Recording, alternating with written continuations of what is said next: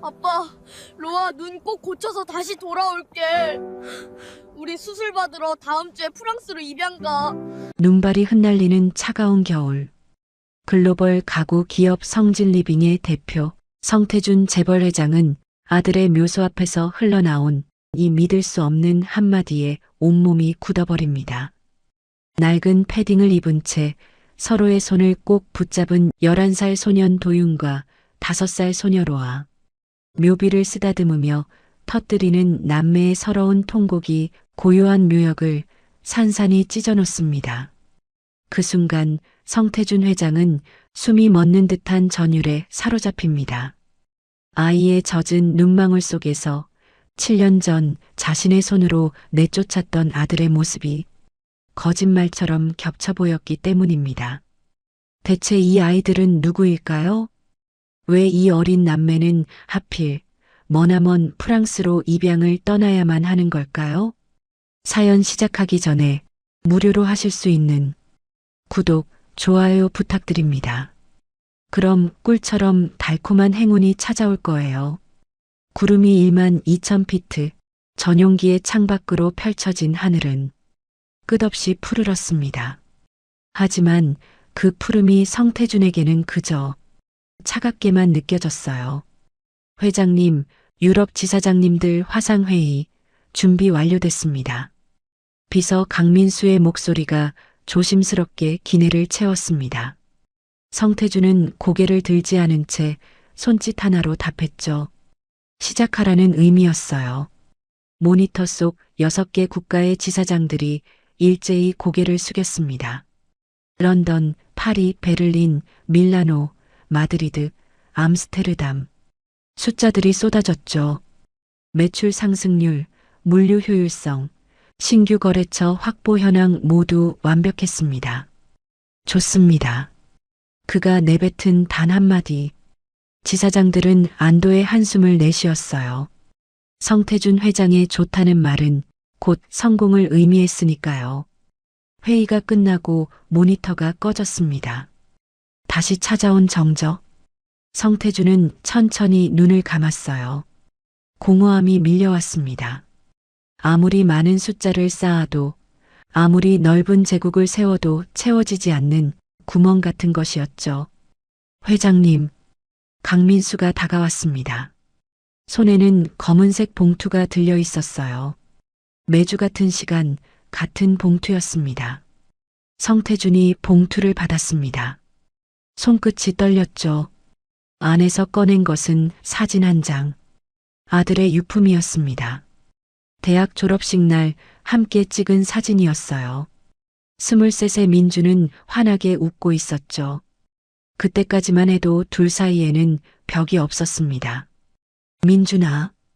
그의 입술에서 흘러나온 이름은 기도처럼 떨렸어요. 7년 전 며느리를 횡령범으로 몰았던 그날. 아들은 아버지, 전 아버지를 용서할 수 없습니다. 라고 말했었죠. 그리고 떠났습니다. 성태준의 제국을 등지고요. 4년 전 아들이 교통사고로 세상을 떠났다는 소식을 들었을 때 달려갔지만 이미 늦었어요. 관 속의 아들은 차갑게 식어 있었죠. 그제야 알았습니다. 며느리의 결백을요. 천안 추모공원으로, 인천공항에서 청담동이 아닌 다른 곳을 말했습니다. 강민수가 놀란 표정으로 그를 봤어요. 오늘은 목요일이었죠. 성 회장은 매주 토요일에만 묘지를 찾았으니까요. 회장님, 오늘은 갑자기 보고 싶어졌어. 목소리가 작았습니다. 하지만 그 안에 담긴 그리움을 강민수는 느낄 수 있었어요. 천안 추모공원에 도착했을 때는 오후 3시. 하늘은 잿빛으로 흐렸고 바람은 뼛속까지 파고들었습니다. 여기서 기다리게. 성태준이 혼자 내렸어요. 손에는 지팡이가 들려 있었죠. 똑똑똑. 지팡이가 돌길을 두드리는 소리가 고요한 묘지에 울렸습니다. 규칙적이면서도 쓸쓸한 소리였어요. 아들의 묘는 언덕 위에 있었습니다. 성태준이 직접 고른 자리였죠. 햇살이 가장 먼저 닿고 바람이 가장 부드럽게 부는 곳이었어요. 하지만 언덕을 오르던 성태준의 발걸음이 멈췄습니다. 묘비 앞에 누군가 있었어요. 두 개의 작은 그림자였습니다. 아이들이었죠. 성태준의 심장이 크게 한번 뛰었습니다. 7년간 얼어붙어 있던 심장이 처음으로 반응했어요. 조금 더 가까이 다가갔습니다. 숨을 죽이고 조심스럽게요. 남자아이 하나, 여자아이 하나. 남자아이는 12살쯤 돼 보였어요. 단정하지만 낡은 패딩을 입고 있었죠. 그 아이의 품에는 5살쯤 돼 보이는 여자아이가 안겨 있었습니다. 아빠, 남자아이의 목소리가 바람에 실려왔어요. 떨리는 목소리였죠. 우리, 이제 정말 프랑스로 가요. 성태준의 눈이 커졌습니다. 프랑스? 입양 가는 거 아빠도 괜찮으시죠? 동생 눈 고쳐야 하니까. 어쩔 수 없는 거잖아요. 아이의 목소리가 점점 작아졌어요. 울음을 참으려는 것이 역력했죠. 성태준은 더 가까이 다가갔습니다. 아빠, 우리 이제 프랑스 가면 이제 당분간 못 올 것 같아요. 남자아이의 목소리가 완전히 무너졌습니다. 울음이 터져 나왔어요. 미안해요, 아빠. 동생 눈을 한국에서는 못 고쳐서. 성태준의 가슴이 찢어지는 것 같았습니다. 이 아이들은 누구지? 하지만 확신할 수 없었어요. 아들의 묘를 찾는 아이들이라니. 성태준은 한 걸음 더 다가갔습니다. 또 지팡이 소리가 났어요. 여자아이의 고개가 돌아갔습니다. 작은 얼굴이 성태준을 향했지만 눈은 감겨 있었죠. 오빠 누가 와 괜찮아. 그냥 다른 분일 거야.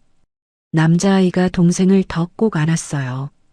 경계하는 눈빛으로 성태준을 봤죠. 성태준은 입을 열려 했습니다.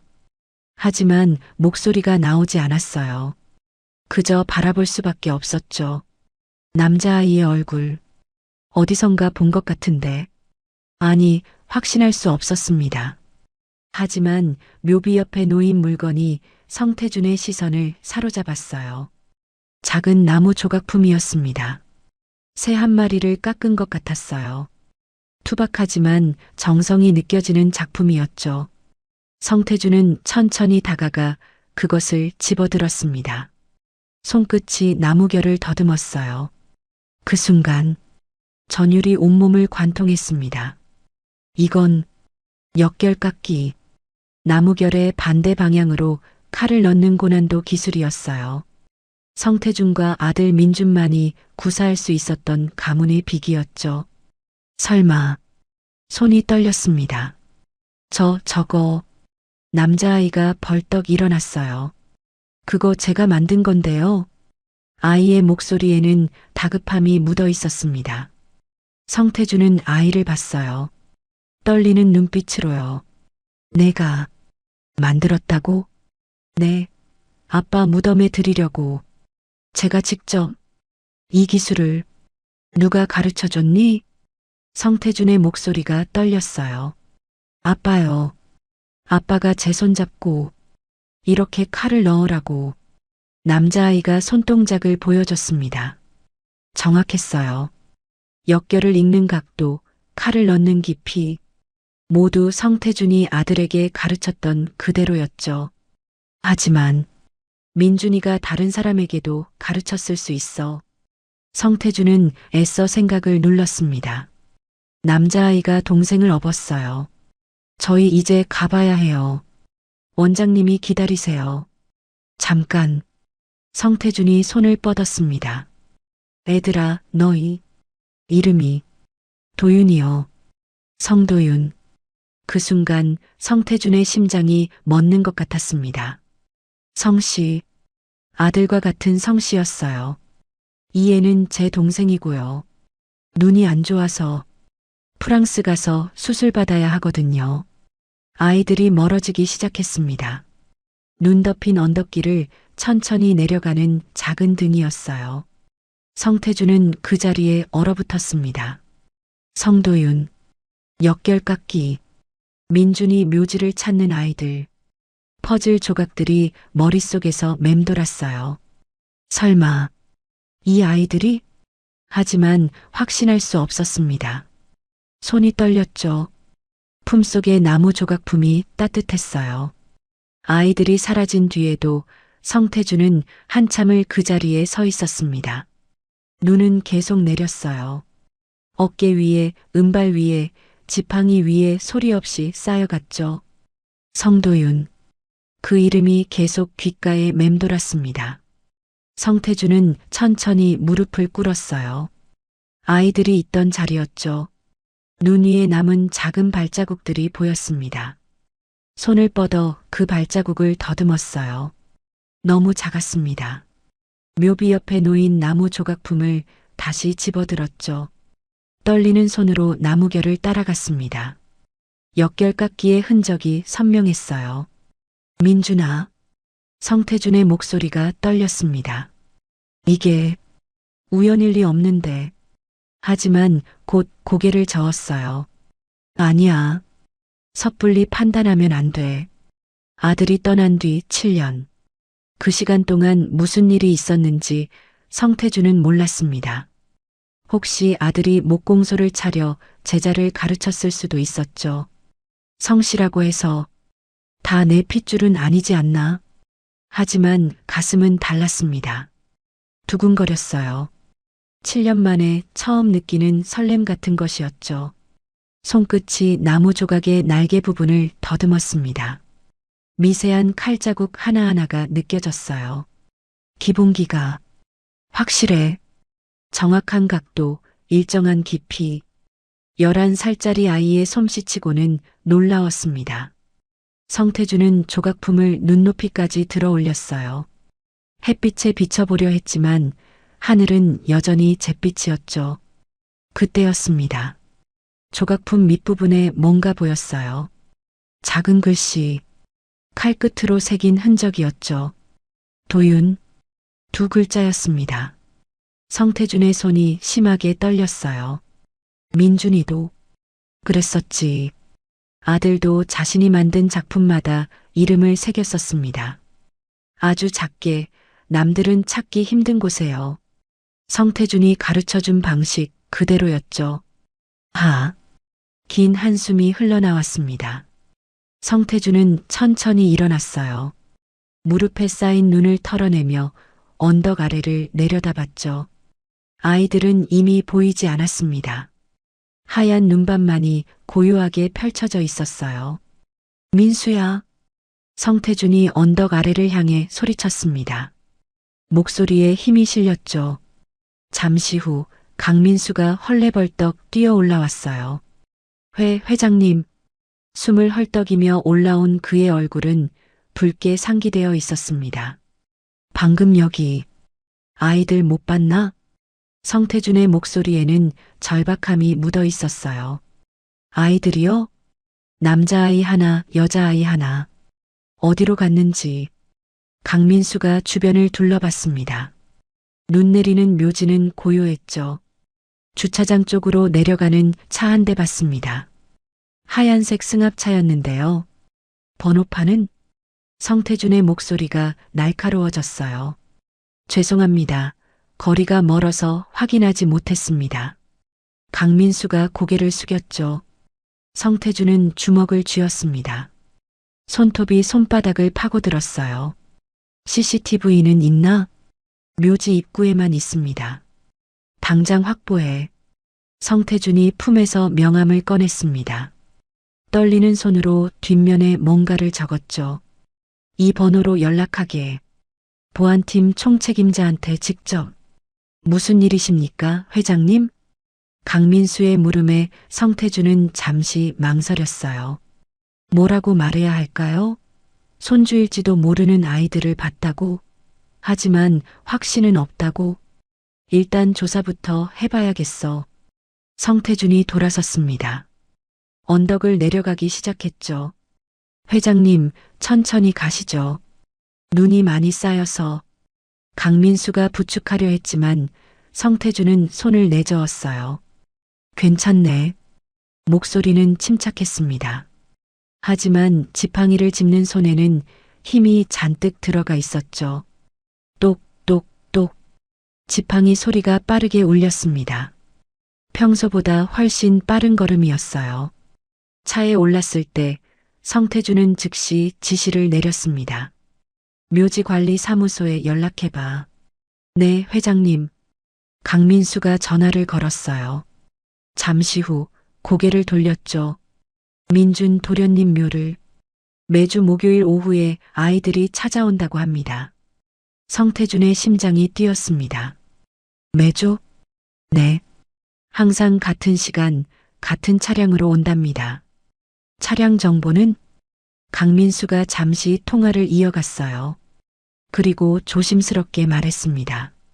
하얀색 승합차, 천안소망 보육원 차량이라고 합니다. 보육원. 성태준의 목소리가 작아졌어요. 보육원이라는 말이 의미하는 것을 알았습니다. 아이들에게 부모가 없다는 뜻이었죠. 그럼 혹시 가슴이 두근거렸습니다. 아니야, 아직 확신할 수 없어. 성태준은 애써 생각을 눌렀어요. 하지만 품속의 나무 조각품이 자꾸만 마음을 흔들었죠. 차는 출발했습니다. 서울로 향하는 고속도로였어요. 성태준은 창밖을 바라봤습니다. 눈은 여전히 내리고 있었죠. 민수야. 네, 회장님. 소망보육원. 조사 좀 해봐. 성태준의 목소리는 침착했습니다. 하지만 속으로는 심장이 미친 듯이 뛰고 있었어요. 어떤 아이들이 있는지, 특히 성태준이 잠시 망설였습니다. 성씨를 가진 아이가 있는지 확인해 보게. 알겠습니다. 강민수가 노트북을 꺼내 작업을 시작했어요. 성태준은 다시 창밖을 봤습니다. 프랑스 입양. 그 말이 계속 머릿속을 맴돌았어요. 눈이 안 좋다고 했지. 여자아이. 눈을 감고 있던 작은 얼굴이 떠올랐습니다. 오빠 품에 안겨 떨고 있던 모습이요. 수술을 받아야 한다고. 성태준은 주먹을 쥐었어요. 만약, 정말 만약에 내 손주들이라면 그 생각을 끝까지 하지 못했습니다. 너무 두려웠으니까요. 기대했다가 아니면 어쩌나. 또다시 상실의 고통을 겪게 되면 어쩌나. 회장님. 강민수의 목소리에 성태준은 고개를 돌렸어요. 소망 보육원 정보 나왔습니다. 말해보게. 천안시 동남구에 위치한 중소형 보육원입니다. 원장은 최만득 54세. 아이들은 총 23명이고요. 강민수가 화면을 스크롤했어요. 성씨를 가진 아이가 2명 있습니다. 성태준의 손이 떨렸습니다. 누구지? 성도윤 11세. 성노아 5세. 남매로 등록되어 있습니다. 성노아. 그 이름을 들은 순간 성태준의 눈시울이 뜨거워졌어요.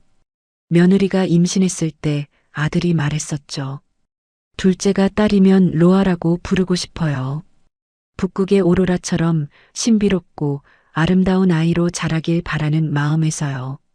로아. 민준이가 짓고 싶어 했던 이름. 하지만 성태준은 고개를 저었습니다. 우연일 수도 있어. 로아라는 이름이 요즘 흔하지 않나? 더 조사해봐. 성태준의 목소리가 떨렸어요. 그 아이들이 언제 보육원에 들어왔는지, 부모님은 누구인지. 알겠습니다. 강민수가 계속 자료를 찾았습니다. 7년 전에 입소했습니다.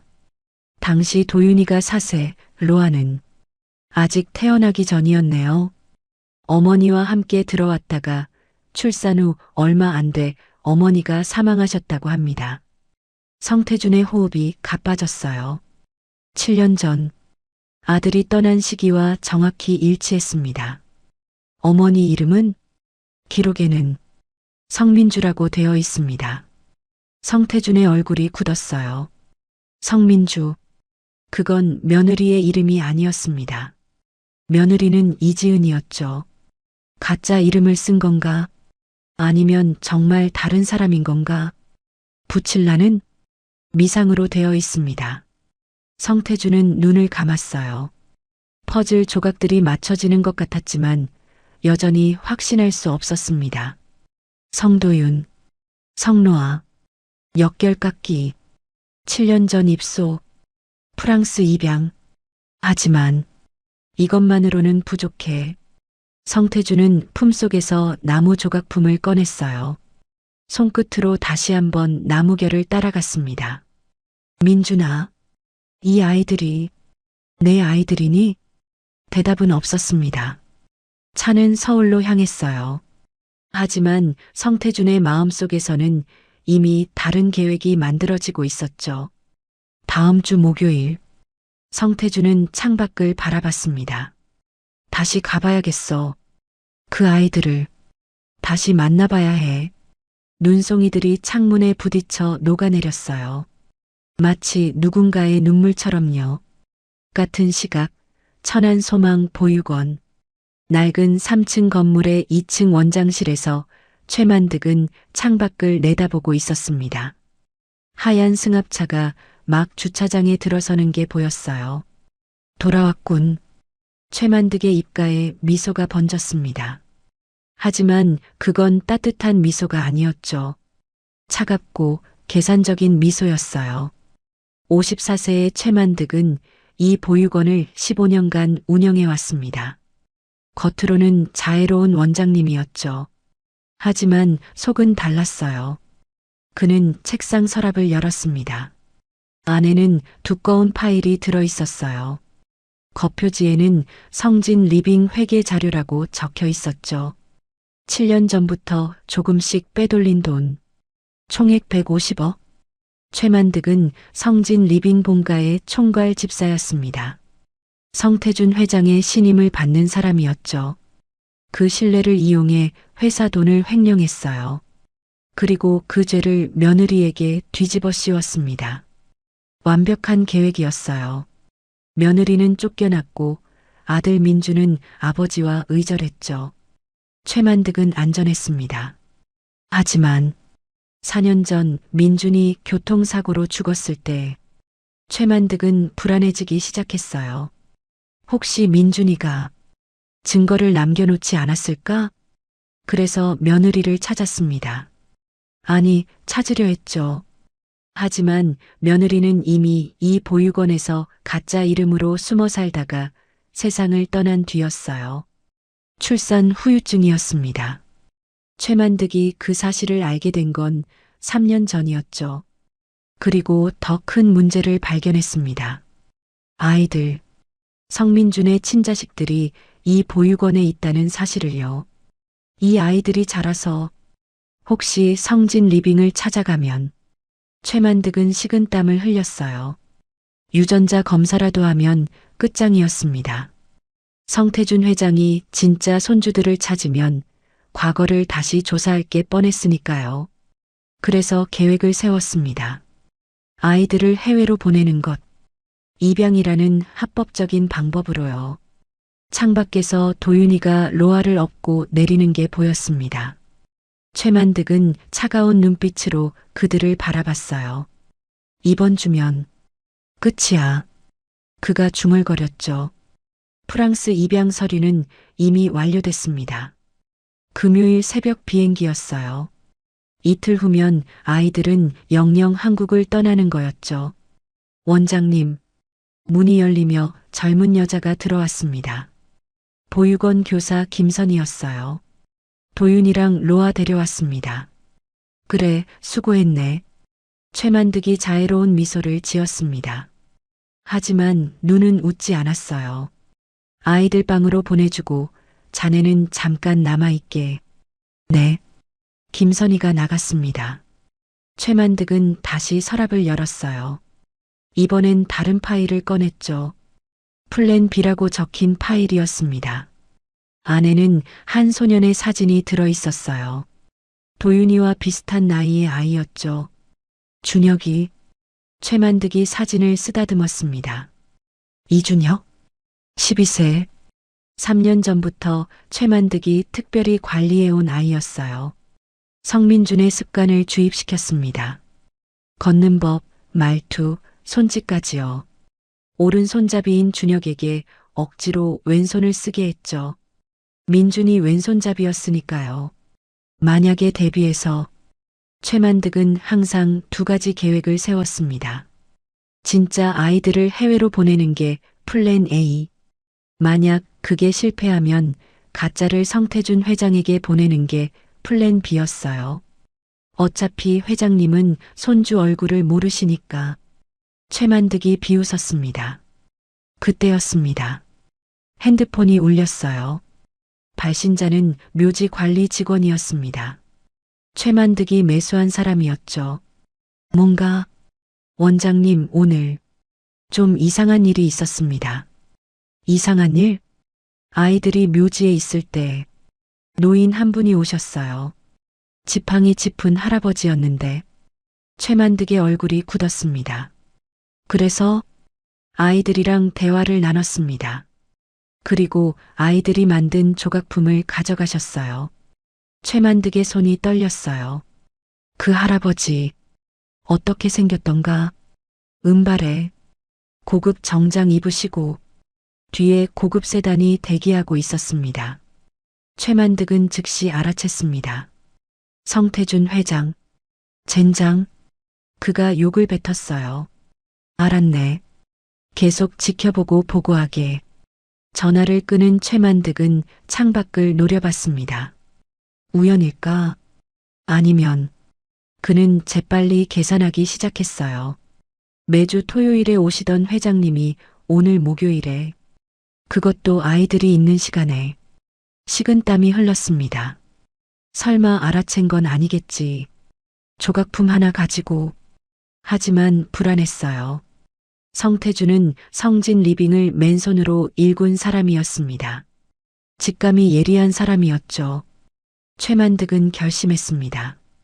플랜을 당겨야겠어. 원래는 금요일 새벽이었지만 내일 당장 아이들을 보내기로요. 그가 다시 전화를 걸었습니다. 여보세요. 프랑스 입양 기관입니까? 출국 일정을 하루 앞당기고 싶은데. 통화를 하는 동안 최만득의 눈빛은 점점 차가워졌어요. 같은 시각 아이들 방. 도윤은 로아를 침대에 눕혔습니다. 로아야, 괜찮아? 응. 그런데 오빠. 로아가 눈을 감은 채 물었어요. 아까 그 할아버지 누구였어? 도윤도 궁금했습니다. 아까 묘지에서 만난 할아버지는 뭔가 달랐어요. 지팡이 소리, 나무 냄새, 그리고 떨리는 손. 모르겠어. 그냥 묘지 관리하시는 분 아닐까? 아니야. 로아가 고개를 저었어요. 그 할아버지, 심장 소리가 이상했어. 심장 소리? 도윤이 놀라며 물었죠. 로아는 시력을 잃어가면서 청각이 예민해졌습니다. 특히 사람의 심장 소리를 듣는 능력이 생겼어요. 평소 사람들 심장은 똑딱똑딱 규칙적이잖아. 근데 그 할아버지는. 로아가 잠시 멈췄습니다. 쿵쾅쾅쾅. 되게 빨랐어. 우리 보고 놀란 것 같았어. 도윤은 침묵했어요. 왜 우릴 보고 놀라셨을까? 그때 문이 열렸습니다. 최만득 원장이 들어왔어요. 도윤아, 로아야. 그의 목소리는 부드러웠습니다. 하지만 도윤은 알았죠. 그 부드러움 뒤에 숨은 차가움을요. 네, 원장님. 좋은 소식이야. 프랑스 입양 가족분들이 너희를 하루 빨리 만나고 싶대. 네. 도윤의 눈이 커졌어요. 그래서 비행기를 내일로 당겼단다. 내일 새벽 6시 출발이야. 내일이요? 도윤의 목소리가 떨렸습니다. 너무 갑작스러웠어요. 로아 짐은 다 챙겼지? 내일 새벽 일찍 출발해야 하니까 오늘 일찍 자야 해. 최만득이 로아의 머리를 쓰다듬었어요. 로아가 미세하게 몸을 떨었습니다. 이 아저씨, 심장 소리가 또 이상해. 로아는 느꼈어요. 최만득의 심장이 빠르게 뛰고 있다는 것을요. 거짓말할 때 나는 소리였습니다. 원장님, 도윤이 조심스럽게 물었어요. 그런데 아까 묘지에서 만난 할아버지는 누구셨어요? 최만득의 표정이 순간 굳었습니다. 하지만 금방 미소를 지었죠. 할아버지? 아, 묘지 관리하시는 분일 거야. 왜? 아무것도 아니에요. 도윤이 고개를 숙였습니다. 최만득은 두 아이를 번갈아 봤어요. 이 녀석들, 혹시 눈치챈 건 아니겠지? 하지만 아이들은 순진해 보였습니다. 그럼 푹 쉬어. 내일이 중요한 날이니까. 최만득이 방을 나갔어요. 문이 닫히자 도윤은 로아를 꼭 안았습니다. 로아야, 무섭지? 응, 조금. 로아가 오빠 품에서 떨었어요. 오빠도 무서워. 근데 도윤이 창밖을 봤습니다. 내 눈 고쳐야 하잖아. 프랑스 가면 다시 볼 수 있을지도 몰라. 오빠, 그럼 넌 세상을 볼 수 있어. 하늘도 나무도 오빠 얼굴도. 도윤의 목소리가 떨렸어요. 그리고 아빠 얼굴도. 두 아이는 꼭 껴안은 채 잠들었습니다. 창밖에는 눈이 내리고 있었어요. 내일이면 이 나라를 떠나야 하는 아이들. 하지만 그들은 몰랐습니다. 한 노인이 그들을 찾고 있다는 것을요. 그리고 거대한 음모가 그들을 둘러싸고 있다는 것을요. 다음 날 새벽 4시, 성태주는 잠들지 못했습니다. 서재에 앉아 밤새 같은 생각만 반복하고 있었어요. 성도윤, 성로아. 책상 위에는 나무 조각품이 놓여 있었습니다.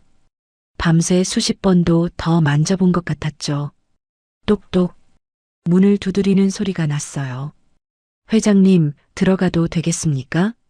강민수의 목소리였습니다. 들어오게. 성태준의 목소리는 지쳐 있었어요. 하룻밤 사이 10년은 더 늙은 것 같았죠. 강민수가 들어왔습니다. 손에는 태블릿이 들려 있었어요. 회장님, 보육원 CCTV 자료 확보했습니다. 보여주게. 강민수가 태블릿을 건넸습니다. 화면에는 어제 오후 묘지 입구 CCTV 영상이 재생되고 있었어요. 하얀 승합차가 들어오는 모습, 그리고 두 아이가 내리는 모습이 보였습니다. 성태준의 손이 떨렸어요. 화면을 확대했습니다. 남자아이가 여자아이를 엎는 장면이 선명하게 보였죠. 더 확대할 수 있나? 네. 강민수가 화면을 조작했습니다. 남자아이의 얼굴이 크게 나타났어요. 성태준의 숨이 멎었습니다. 민준이 아들을 닮았습니다. 아니, 닮은 정도가 아니었어요. 어린 시절 민준이와 거의 똑같았죠. 회장님, 괜찮으십니까? 강민수가 걱정스럽게 물었어요. 성태준은 대답하지 않았습니다. 그저 화면을 응시할 뿐이었죠. 다음 화면 보여주게.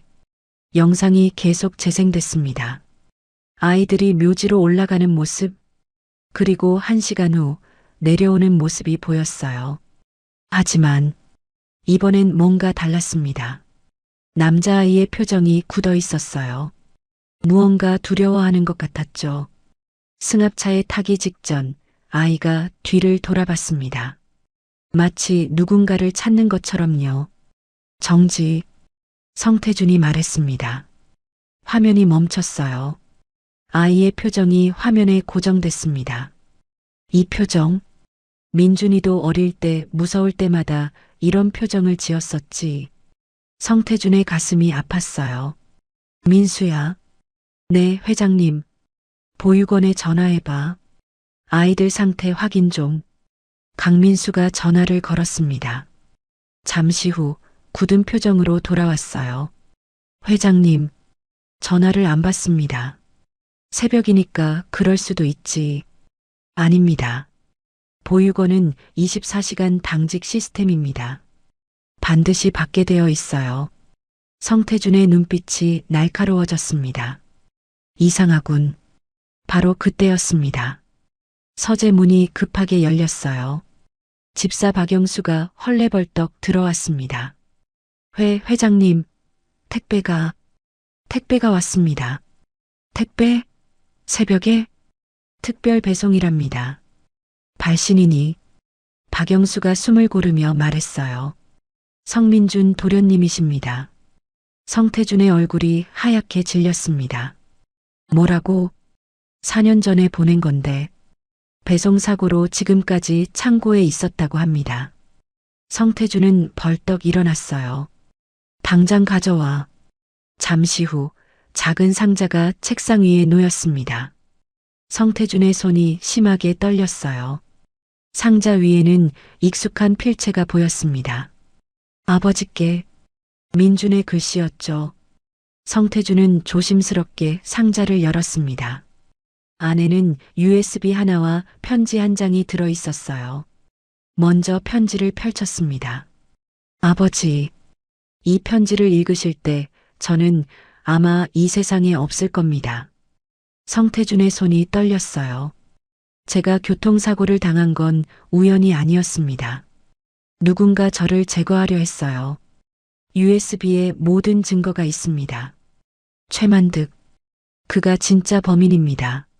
아버지, 지은이는 결백합니다.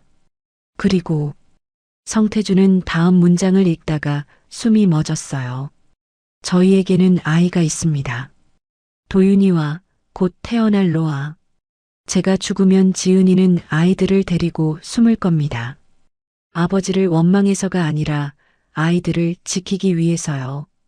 제발 아이들을 찾아주세요. 그리고 지켜주세요. 최만득으로부터. 사랑합니다, 아버지. 편지가 끝났습니다. 성태준의 눈에서 눈물이 흘러내렸어요. 회장님, 강민수가 다가왔지만 성태준은 손을 들어 막았습니다. 떨리는 손으로 USB를 컴퓨터에 꽂았어요. 파일이 열렸습니다. 회계장부, 은행 거래 내역, 녹음 파일들. 모든 것이 최만득의 횡령을 증명하고 있었죠. 그리고 마지막 파일. 최만득 협박록 취. MP3. 성태준이 재생 버튼을 눌렀습니다. 최만득의 목소리가 흘러나왔어요. 민준 씨, 이 일을 밝히면 당신만 다치는 게 아닙니다.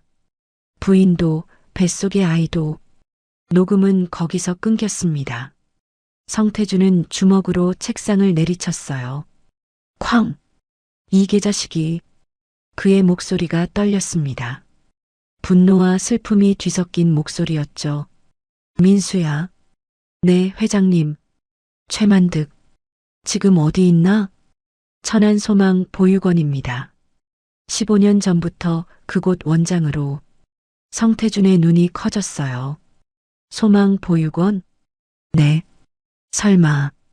둘의 시선이 마주쳤습니다. 모든 퍼즐이 맞춰졌어요. 최만득이 보육원 원장. 며느리가 가짜 이름으로 그곳에 숨어 살다 사망. 그리고 남겨진 아이들. 젠장. 성태준이 외쳤습니다. 민수야, 당장 차 준비해. 네. 그리고 보안팀 전원 소집. 지금 당장. 강민수가 뛰어나갔어요. 성태준은 떨리는 손으로 다시 편지를 집어들었습니다. 도윤이와 로아. 눈물이 편지 위로 떨어졌어요. 민준아. 아빠가 늦어서 미안하구나. 그의 목소리가 갈라졌습니다. 하지만 이제 아빠가 지킬게. 내 아이들을, 내 손주들을. 성태준은 재킷을 걸쳤습니다. 72세의 노인이었지만 지금만큼은 젊은 시절의 투사로 돌아간 것 같았어요. 서재를 나서며 박영수에게 말했습니다. 마님께 전해드려. 제가 손주들 데리러 간다고. 네, 회장님. 성태준은 계단을 내려갔습니다. 현관에는 이미 검은색 세단 세대가 대기하고 있었어요. 보안팀원들이 일렬로 서 있었죠. 회장님, 팀장 김성진이 격려했습니다. 목표는 천안소망 보육원. 최만득이라는 자를 확보하고 성도윤, 성노아 두 아이를 안전하게 보호한다. 성태준의 목소리는 단호했어요. 단 아이들에게는 절대 겁을 주지 마라. 알았나? 명심하겠습니다. 성태준이 차에 올랐습니다. 강민수가 운전석에 앉았어요. 회장님, 출발하겠습니다. 빨리 가게. 차가 출발했습니다. 새벽 5시. 하늘은 아직 어두웠어요. 하지만 성태준의 눈빛만큼은 불타오르고 있었습니다. 7년 만에 진실을 알게 됐어요. 그리고 마침내 손주들을 찾았습니다. 조금만 기다려라. 성태준은 주먹을 쥐었어요. 할아버지가 간다. 차는 어둠을 가르며 달렸습니다. 천안을 향해, 손주들을 향해, 그리고 복수를 향해. 같은 시각, 소망 보육원 3층 독방. 도윤은 잠들지 못하고 있었습니다. 창밖은 아직 어두웠어요. 1시간 후면 공항으로 출발해야 했죠. 옆 침대에서는 로아가 작게 숨을 쉬고 있었습니다. 겨우 잠든 모습이었어요. 도윤은 조심스럽게 일어났습니다. 창문으로 다가갔죠. 철창이 보였어요. 3개월 전부터 이 방에만 철창이 생겼습니다. 최만득 원장은 안전을 위해서라고 했지만 도윤은 알고 있었어요. 감옥이었습니다. 아빠. 도윤이 작게 중얼거렸어요.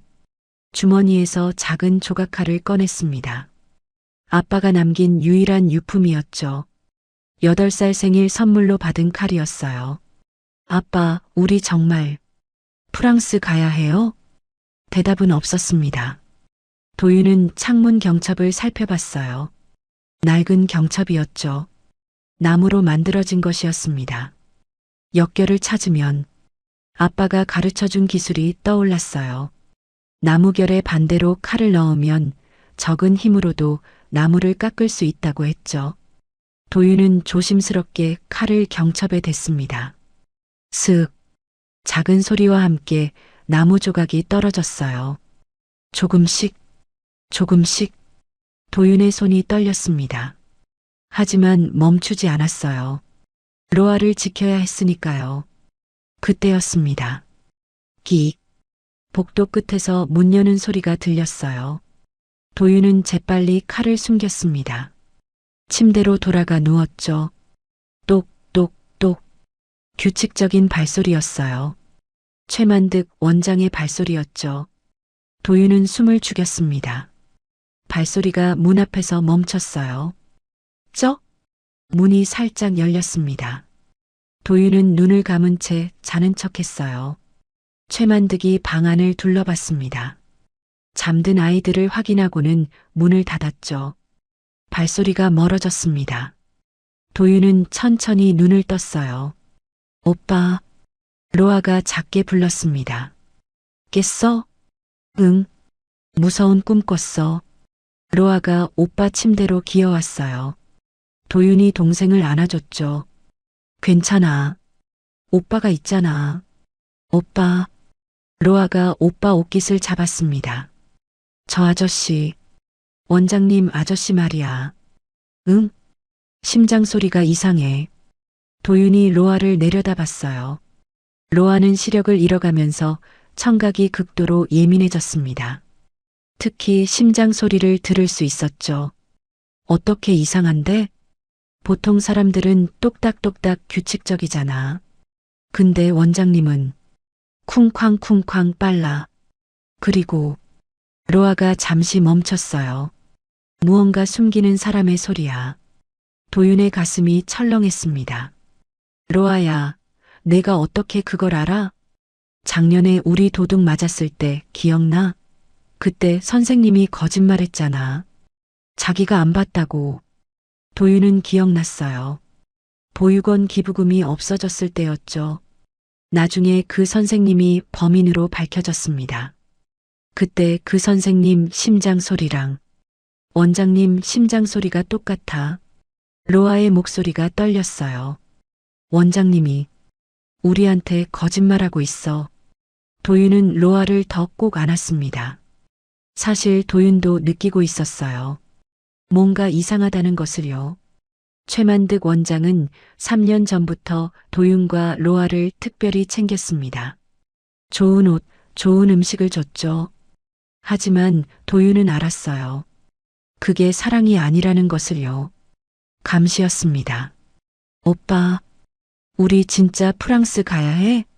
로아가 불안한 목소리로 물었어요. 도윤은 대답하지 못했습니다. 프랑스에 가면 로아의 눈을 고칠 수 있다고 했어요. 하지만 정말 그럴까요? 로아야. 도윤이 동생의 손을 잡았습니다. 오빠가 지켜줄게. 무슨 일이 있어도. 응. 로아가 오빠 품에서 고개를 끄덕였어요. 그때였습니다. 복도에서 목소리가 들렸습니다. 네, 알겠습니다. 6시에 출발하겠습니다. 최만득의 목소리였어요. 도윤은 재빨리 로아를 자기 침대에 눕히고 문 쪽으로 다가갔습니다. 귀를 문에 바짝 댔죠. 서류는 다 준비됐습니다. 프랑스 도착하면 바로 입양 절차 진행하면 됩니다. 잠시 침묵. 네, 회장님은 절대 모르실 겁니다. 제가 다 처리했습니다. 도윤의 눈이 커졌어요. 회장님? 아이들은 순진합니다. 아무것도 의심하지 않아요. 최만득의 목소리가 점점 작아졌습니다. 이번만 넘기면, 네, 영영 한국에 돌아오지 못할 겁니다. 도윤의 온몸이 얼어붙었어요. 영영 돌아오지 못한다? 그게 무슨 뜻이죠? 단순한 입양이 아니었습니다. 도윤은 재빨리 침대로 돌아왔어요. 손이 떨렸죠. 어떻게 하지? 주머니 속 조각칼을 만졌습니다. 그때 번뜩 아이디어가 떠올랐어요. 도윤은 조용히 일어나 책상으로 갔습니다. 의자를 살펴봤죠. 나무 의자였어요. 아빠가 가르쳐준 문양. 도윤은 떨리는 손으로 칼을 들었습니다. 의자 다리에 작은 문양을 새기기 시작했어요. 새 모양, 할미새였습니다. 그리고 그 옆에 작은 글씨를 새겼죠. 도윤 로아, 소망 보육원, 위험. 손가락에 힘이 들어갔어요. 칼끝이 나무를 파고들었죠. 누군가 이걸 발견해주면. 하지만 누가 발견할까요? 이 의자는 방 안에 있는데요. 도윤은 창문을 봤습니다. 철창이 있었지만 그 사이로 의자 다리는 빠져나갈 수 있었어요. 도윤은 조심스럽게 의자 다리를 뽑았습니다. 오래된 의자라 쉽게 빠졌죠. 그리고 창문 철창 사이로 밀어 넣었어요. 툭! 의자 다리가 아래로 떨어졌습니다. 1층 마당으로요. 도윤은 숨을 죽였어요. 혹시 소리를 들은 사람이 있나 싶어서였죠. 하지만 조용했습니다. 오빠, 뭐해? 로아가 물었어요. 아무것도 아니야. 다시 자. 도윤이 동생 옆으로 돌아왔습니다. 로아를 안아주며 작게 속삭였죠. 로아야, 만약 이상한 일이 생기면. 응? 오빠 말 잘 들어야 해. 알았지? 무슨 일 생겨? 로아의 목소리가 떨렸어요. 아니야. 그냥 혹시 모르니까. 도윤이 동생을 더 꼭 안았습니다. 창밖으로 동이 트기 시작했어요. 1시간 후면 그들은 이곳을 떠나야 했습니다. 영영 돌아올 수 없는 곳으로. 하지만 도윤은 몰랐습니다. 지금 이 순간 할아버지가 그들을 찾아 달려오고 있다는 것을요. 그리고 1층 마당에 떨어진 의자 다리가 그들을 구할 마지막 희망이 될 거라는 것을요. 복도에서 다시 발소리가 들렸습니다. 이번엔 여러 명이었어요. 아이들 깨워. 출발 준비해야 해. 최만득의 목소리가 차갑게 울렸습니다. 도윤은 로아를 꼭 안은 채 눈을 감았어요. 아빠, 도와주세요. 그의 눈에서 눈물이 흘러내렸습니다. 새벽 5시 50분, 성태준의 차량 행렬이 소망 보육원에 도착했습니다. 아직 어둠이 가시지 않은 시각이었어요. 회장님, 저기입니다. 강민수가 가리킨 곳에 낡은 3층 건물이 보였습니다. 소망보육원. 성태준의 손주들이 7년간 갇혀있던 곳이었죠. 조용히 접근해. 성태준이 낮은 목소리로 지시했어요. 보안팀원들이 재빨리 건물을 포위했습니다. 성태준은 천천히 차에서 내렸어요. 지팡이를 짚고 정문으로 걸어갔죠. 똑똑똑. 그때였습니다. 보육원 현관문이 열렸어요. 최만득이 나왔습니다. 그의 옆에는 도윤과 로아가 서 있었죠. 작은 가방을 메고요. 어머, 이른 시간에 웬 손님이. 최만득의 말이 멈췄습니다. 성태준과 눈이 마주쳤어요. 최만득의 얼굴이 하얗게 질렸습니다. 성 회장님? 오랜만이군, 최만득. 성태준의 목소리는 차갑게 가라앉아 있었어요. 최만득은 재빨리 표정을 관리했습니다. 익숙한 미소를 지었죠. 회장님, 이렇게 이른 시간에 무슨 일로? 내 손주들을 데리러 왔네.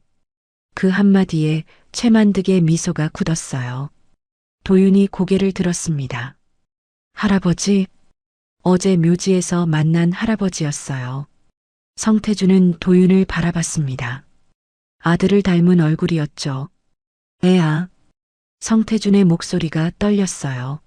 하지만 최만득이 재빨리 아이들 앞을 막아섰습니다. 회장님, 무슨 말씀이십니까? 이 아이들은 부모 없는 고아들입니다. 그래. 내가 그렇게 만들었지. 성태준이 한 걸음 다가갔어요. 내 아들을, 민준이를 죽인 건 내 놈이었어. 최만득의 눈빛이 흔들렸습니다. 그게 무슨, 증거는 다 있네. USB에 내 목소리가 고스란히 담겨 있어. 성태준이 주머니에서 USB를 꺼내 보였어요. 최만득의 얼굴에서 핏기가 싹 빠졌습니다. 이 아이들은 내 아들 민준이의 자식들이야. 내 손주들이고. 아닙니다. 최만득이 소리쳤어요. 유전자 검사를 해보시죠. 이 아이들은 회장님과 아무 관계도 없습니다. 최만득이 재빨리 서류 봉투를 꺼냈습니다. 여기 유전자 검사 결과가 있습니다. 불일치로 나왔어요. 성태준이 그 서류를 받아 찢어버렸어요. 조작된 서류를 들이밀 생각이었나? 찢어진 서류 조각들이 바람에 날렸습니다. 회장님, 진정하십시오. 이 아이들은 비켜. 성태준의 목소리에 힘이 실렸어요. 하지만 최만득은 물러서지 않았습니다. 오히려 아이들을 더 꽉 붙잡았죠. 안 됩니다. 이 아이들은 오늘 프랑스로 입양 가기로 되어 있습니다. 모든 서류가 완료됐어요.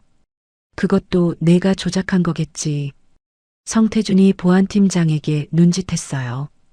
보안팀원들이 다가왔습니다. 최만득은 당황했어요. 하지만 포기하지 않았죠. 회장님, 함부로 하시면 안 됩니다. 이건 유괴죄에 해당합니다. 그때였습니다. 뒤에서 차 한 대가 급히 들어왔어요.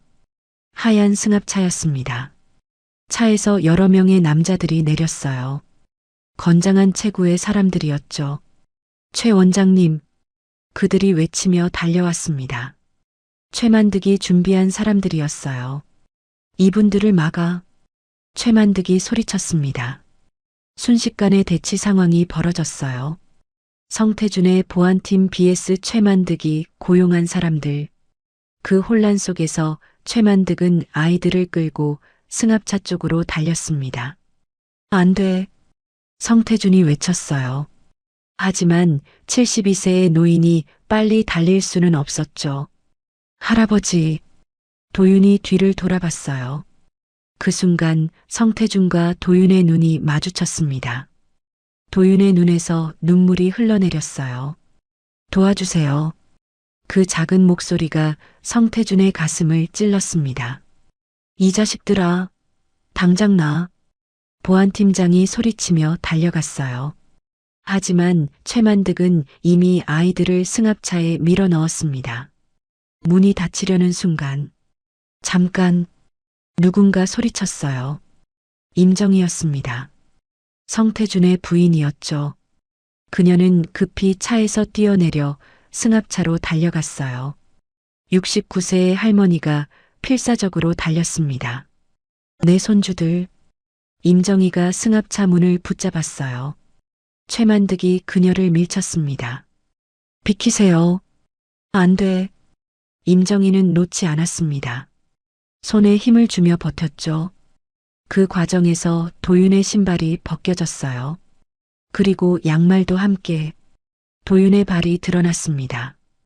임정희의 눈이 그곳에 고정됐어요. 발등. 거기에 작은 점이 있었습니다. 하트 모양의 점. 임정희의 몸이 얼어붙었어요. 저건. 그녀의 목소리가 떨렸습니다. 성진 가문 대대로 내려오는 특징이었어요. 발등의 하트점. 성태준 회장에게도 있었고 아들 민준에게도 있었죠. 도윤아. 임정희가 비명을 질렀어요. 내 발. 그 점. 하지만 승합차는 이미 출발하고 있었습니다. 임정희는 차 문을 놓지 않으려 했지만 힘이 부족했어요. 끝내 손이 미끄러졌습니다. 쿵. 임정희가 땅바닥에 넘어졌어요. 눈 쌓인 바닥에 쓰러진 그녀는 울부짖었습니다. 내 손주야. 도윤아. 로아야. 성태준이 달려왔어요. 부인을 일으켜 세우며 물었죠. 여보, 괜찮소? 저 애가 우리 손주예요. 임정희가 남편의 옷깃을 붙잡았습니다. 발등에 점이 있었어요. 하트 모양 점. 민준이랑 똑같은. 성태준의 눈이 커졌어요. 발등의 점. 그걸 깜빡하고 있었습니다. 정희야. 빨리 쫓아가요. 임정희가 눈물을 흘리며 외쳤어요. 성태준은 보안팀장에게 소리쳤습니다. 당장 추적해. 저 차를 절대 놓치지 마. 네. 보안팀원들이 차량으로 달려갔어요. 성태준도 강민수와 함께 차에 올랐습니다. 공항으로 가는 길목 전부 막아. 알겠습니다. 차들이 일제히 출발했어요. 하지만 최만득의 승합차는 이미 멀리 보이지 않았습니다. 성태준은 주먹을 쥐었어요. 민준아, 아빠가 또 놓쳤구나. 그의 목소리가 갈라졌습니다. 하지만 임정희가 남편의 손을 꼭 잡았어요. 아니에요. 이번엔 달라요. 우리가 직접 봤잖아요. 그래, 맞지. 성태준의 눈에서 눈물이 흘렀어요. 발등의 점. 우리 민준이랑 똑같은. 그 아이들은 분명 우리 손주들이에요. 이제 확실해요. 임정희의 목소리도 떨렸지만 확신에 차 있었습니다. 그러니까 포기하면 안 돼요. 여보. 성태준은 고개를 끄덕였어요. 그리고 강민수에게 말했습니다. 공항 가는 모든 길. 우리 회사 트럭으로 막아. 네. 성진 리빙 물류 트럭 전부 동원해. 지금 당장. 성태준의 눈빛이 변했습니다. 72세 노인이 아니었어요. 제국을 세운 전사의 눈빛이었죠. 저놈이 공항까지 가지 못하게 해. 차는 어둠을 가르며 달렸습니다. 손주들을 향해, 핏줄을 향해, 그리고 마지막 기회를 향해. 승합차 안. 도윤은 로아를 꼭 안고 있었습니다. 차는 미친 듯이 달리고 있었어요. 오빠, 무서워. 로아가 떨리는 목소리로 말했습니다. 괜찮아. 오빠가 있잖아. 도윤이 동생을 더 꼭 안았지만 사실 자신도 무서웠어요. 최만득이 운전석에서 핸드폰으로 통화하고 있었습니다. 네, 공항으로 가고 있습니다. 30분이면 도착합니다. 그의 목소리는 다급했어요. 통화를 끊고 백미러로 뒤를 확인했죠. 젠장. 뒤에서 검은색 세단들이 따라오고 있었습니다. 최만득은 엑셀을 더 밟았어요. 도윤은 창밖을 봤습니다. 아직 어두운 새벽이었죠. 할아버지, 저 할아버지가 우릴 구하려고. 그때 최만득의 핸드폰이 다시 울렸어요. 네. 최만득의 얼굴이 굳었습니다. 뭐라고요? 고속도로가 막혔다고? 네, 큰 트럭들이 길을 막고 있습니다. 성진 리빙 로고가 붙어 있어요. 전화기 너머 목소리가 들렸습니다. 최만득은 이를 갈았어요. 성태준, 이 노인네가. 그는 급히 핸들을 돌렸습니다. 고속도로 대신 국도로 빠졌죠. 우회해서 간다. 시간은 더 걸리지만 어쩔 수 없어. 차는 좁은 국도로 접어들었습니다. 도윤은 창밖을 보며 생각했어요. 저 할아버지, 정말 우릴 도와주려는 걸까? 어제 묘지에서 느꼈던 따뜻함이 떠올랐습니다. 떨리던 손, 눈물, 그리고 나무 조각을 소중히 쥐던 모습. 오빠, 로아가 작게 불렀어요. 응? 저 아저씨 심장 소리. 지금 엄청 빨라. 로아의 청각은 놀라웠습니다. 되게 불안해하는 것 같아. 도윤이 최만득을 봤어요. 그의 손이 핸들을 꽉 쥐고 있었죠. 30분쯤 달렸을 때였습니다. 최만득의 핸드폰이 또 울렸어요. 뭐, 국도도 막혔다고? 그의 목소리가 날카로워졌습니다. 성진 리빙 트럭들이 거기도 있어요. 속도를 늦춰서 길을 막고 있습니다. 최만득은 핸들을 세게 쳤어요. 이 미친. 그는 차를 세웠습니다. 한적한 국도 옆이었죠. 엔진을 끄고 뒤를 돌아봤어요. 도윤과 로아를 바라보는 그의 눈빛이 차갑게 변했습니다. 애들아. 네. 도윤이 겁먹은 목소리로 대답했어요. 원래 계획이 틀어졌다. 최만득이 천천히 뒷좌석으로 넘어왔습니다. 오늘 프랑스는 못 가게 됐어. 그럼 우리. 하지만 걱정하지 마. 다른 방법이 있으니까. 최만득이 도윤의 턱을 잡았어요. 너희 아빠 묘지에서 만난 할아버지 기억나지? 도윤이 고개를 끄덕였습니다. 그분이 누군지 아니? 도윤은 대답하지 못했어요. 성태준. 한국에서 5손가락 안에 드는 재벌이야. 최만득의 목소리가 낮게 깔렸습니다. 그리고 너희 친할아버지지. 도윤의 눈이 커졌어요. 할아버지? 그래. 너희 아빠가 그분 아들이었어. 로아가 오빠를 더 꼭 잡았습니다. 그런데 말이야. 최만득이 비웃었어요. 그 할아버지는 너희 아빠를 죽게 만든 사람이야. 거짓말이에요. 도윤이 소리쳤습니다. 거짓말? 아니지. 너희 엄마를 범죄자로 몰아서 쫓아냈거든. 그래서 너희 아빠가 괴로워하다 사고를 당한 거야. 최만득의 말에 도윤은 혼란스러웠어요. 그러니까 저 할아버지한테 가면 안 돼. 알겠지? 하지만 할아버지는 우릴 구하려고. 구하려고? 아니야. 최만득이 도윤의 어깨를 잡았습니다. 저 사람은 자기 재산 지키려는 거야. 너희가 진짜 손주라는 게 밝혀지면 곤란하거든. 도윤은 고개를 저었어요. 아니에요. 할아버지 눈빛은 따뜻했어요. 에휴. 최만득이 한숨을 쉬었습니다. 너무 순진하구나. 그가 핸드폰을 꺼냈어요. 자, 이제 선택해야 해. 화면에 사진 한 장이 떠올랐습니다. 병원 사진이었어요. 프랑스의 유명한 안과 병원이었죠. 로아 눈 고치려면 여기 가야 해. 하지만 돈이 엄청 많이 들어. 최만득이 로아를 봤습니다. 1억.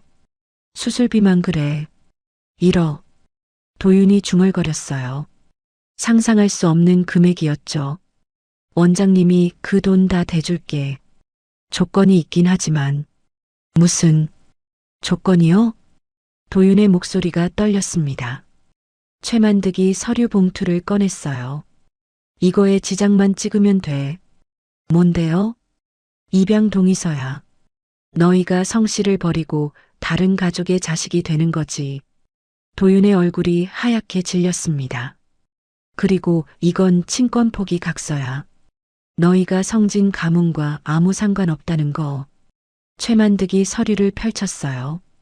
이거 하나만 서명하면 로아 눈 고칠 수 있어. 안 하면. 그가 의미심장하게 웃었습니다.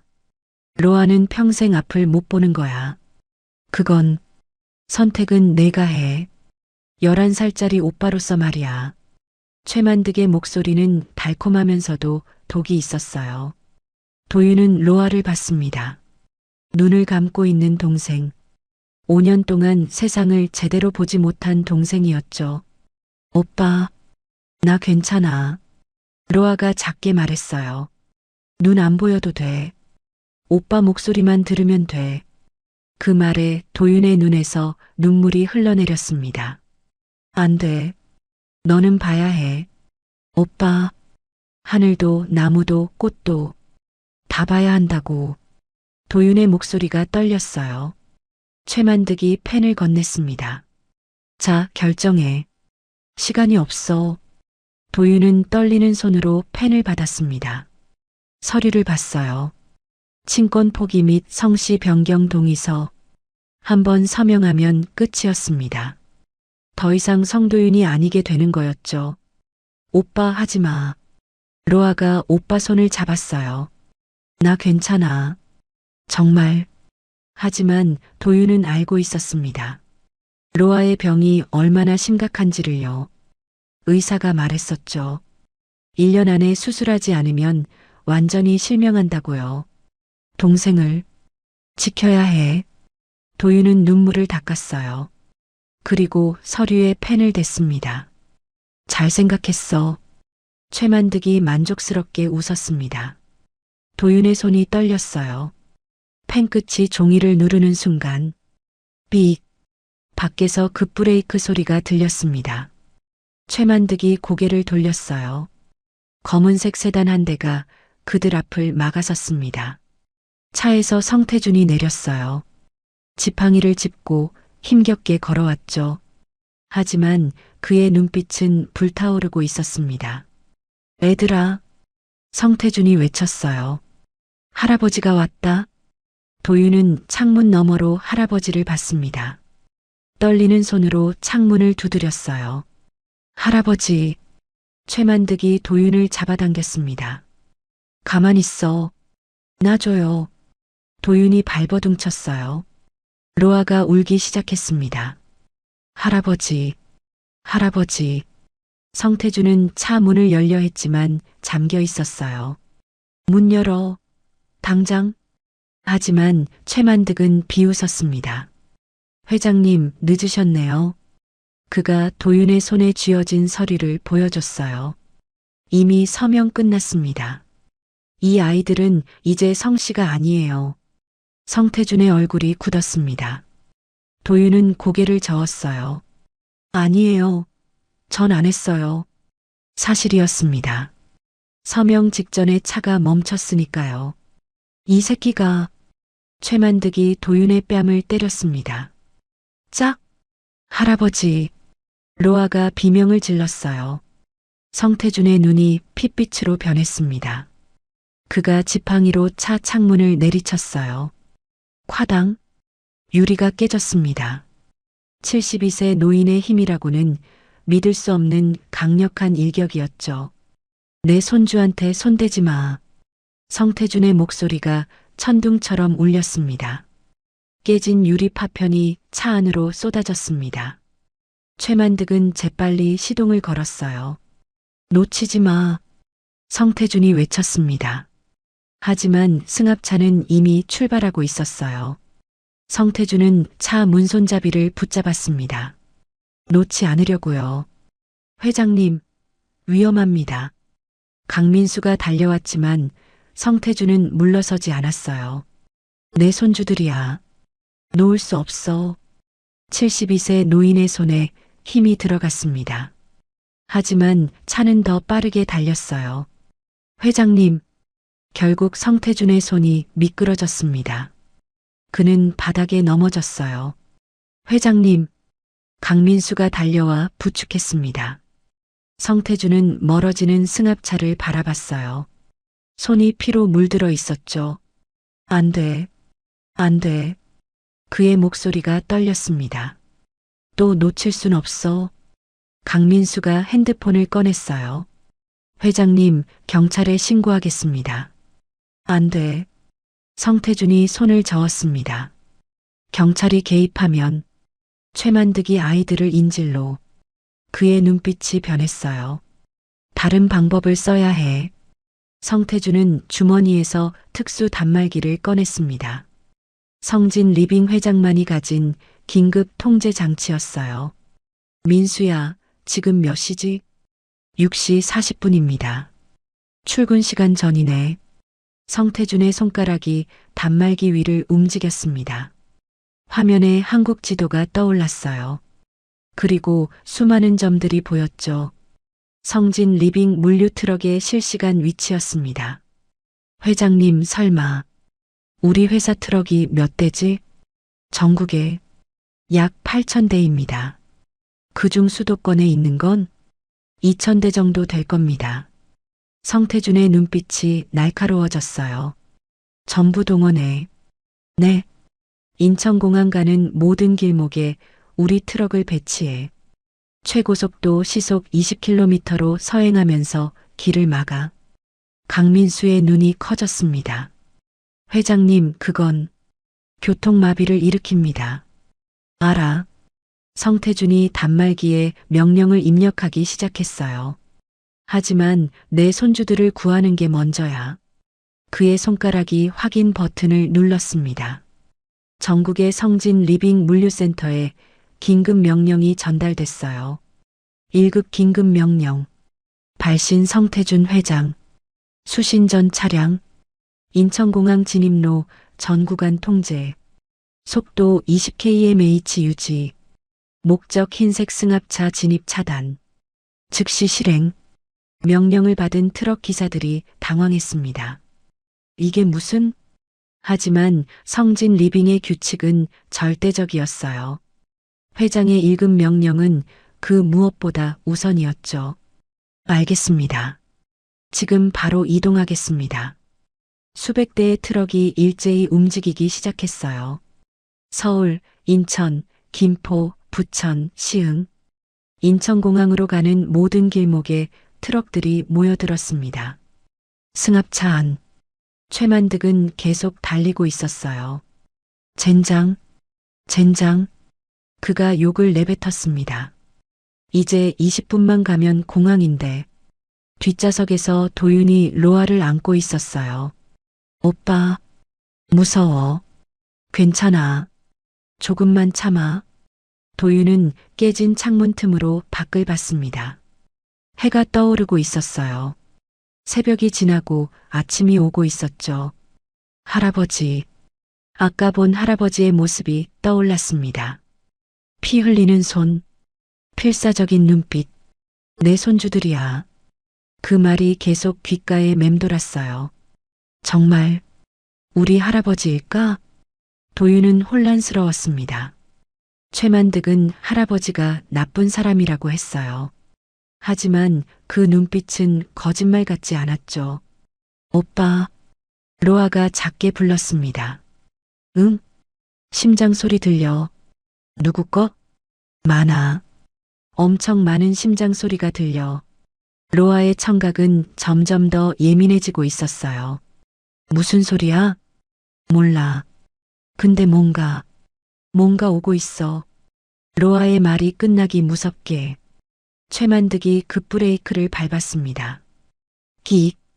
뭐야 이게. 최만득이 앞을 봤어요. 도로가 막혀 있었습니다. 거대한 트럭들이 줄지어 서 있었죠. 모두 같은 로고가 붙어 있었어요. 성진 리빙. 이게 무슨. 최만득은 다른 길로 빠지려 했습니다. 하지만 그쪽에도 트럭이 있었어요. 옆길도 뒷길도 모든 방향의 트럭들이 천천히 움직이며 길을 막고 있었습니다. 미친.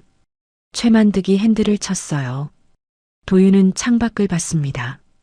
수십 대, 아니 수백 대의 거대한 트럭들이 보였어요.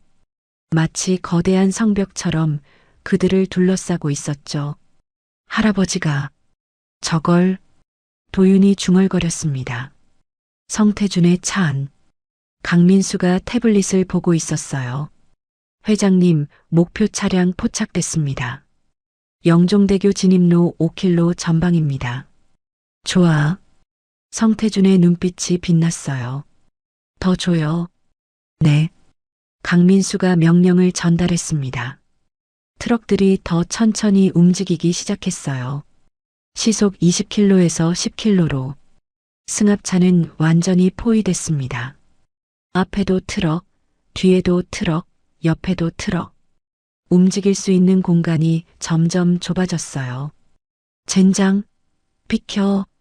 최만득이 경적을 울렸습니다. 빵, 빵. 하지만 트럭들은 움직이지 않았어요. 아니, 정확히는 아주 천천히 움직이고 있었죠. 법적으로는 운행 중이었습니다. 하지만 사실상 장벽이었어요. 최만득은 차에서 내렸습니다. 가장 가까운 트럭 기사에게 달려갔어요. 이봐요. 비켜줘요. 급한 일이 있다고. 하지만 트럭 기사는 고개를 저었습니다. 죄송합니다. 회장님 명령입니다. 뭐? 성태준 회장님이 직접 내리신 1급 명령이에요.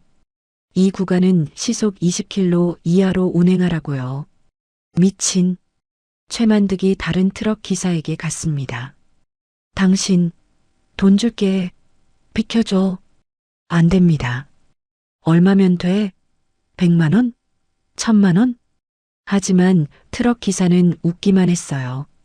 성진 리빙 직원은 회장님 명령이 최우선입니다. 돈으로는 안 돼요. 최만득은 절망했습니다. 사방이 막혀 있었어요. 하늘에서 본다면 장관이었을 겁니다. 거대한 트럭 수백 대가 영종대교로 가는 모든 길을 천천히 움직이며 막고 있었죠. 그 한가운데 작은 흰색 승합차 한 대가 갇혀 있었어요. 30분 후 성태준의 차가 도착했습니다. 트럭들이 길을 열어줬어요. 성태준이 내렸습니다. 지팡이를 짚고 천천히 걸어갔죠. 최만득이 승합차 옆에 주저앉아 있었습니다. 완전히 포기한 모습이었어요. 최만득. 성태준의 목소리가 차갑게 떨어졌습니다. 최만득이 고개를 들었어요. 끝이야. 성태준이 말했습니다. 내 계획은 여기서 끝이야. 최만득은 비웃었어요. 회장님, 이게 무슨 짓입니까? 이건 불법이에요. 불법? 성태준이 코웃음을 쳤습니다. 내 아들을 죽이고 내 손주들을 납치한 내가 불법을 따지나? 증거가 있습니까? 있어. 성태준이 USB를 꺼냈어요. 내 아들이 남긴 증거. 내 목소리로 협박하는 녹음까지 다 있어. 최만득의 얼굴이 하얗게 질렸습니다. 그리고 성태준이 승합차 문을 열었어요. 안에 도윤과 로아가 떨고 있었습니다. 이 아이들. 성태준의 목소리가 떨렸어요. 내 손주들이야. 도윤이 성태준을 봤습니다. 할아버지? 그래. 성태준이 무릎을 꿇었어요. 아이들 눈높이에 맞추기 위해서였죠. 할아버지가 늦어서 미안하구나. 그의 눈에서 눈물이 흘러내렸습니다. 이제 안전해. 할아버지가 지켜줄게. 로아가 손을 뻗었어요. 할아버지. 목소리. 성태준이 로아의 손을 잡았습니다. 작고 차가운 손이었어요. 할아버지 심장 소리. 따뜻해요. 로아가 웃었습니다. 그 미소에 성태준은 완전히 무너졌어요. 애들아, 우리 집에 가자. 성태준이 두 아이를 꼭 안았습니다. 7년 만에 찾은 손주들이었죠. 주변의 트럭 기사들이 박수를 쳤어요. 성진 리빙 직원들은 알고 있었습니다. 오늘이 얼마나 중요한 날인지를요. 하늘에서 본 광경은 압도적이었습니다. 수백 대의 거대한 트럭들이 원을 그리며 서 있었고 그 한가운데서 노인이 아이들을 안고 있었죠. 제국의 힘, 할아버지의 사랑, 그리고 핏줄의 재회였습니다. 성진 리빙 본사 회장실, 성태주는 창밖을 바라보고 있었습니다. 서울 시내가 한눈에 내려다 보이는 50층이었어요. 회장님, 강민수가 들어왔습니다. 경찰에서 연락 왔습니다. 최만득을 정식으로 구속했다고 합니다. 그래. 성태준의 목소리는 담담했어요.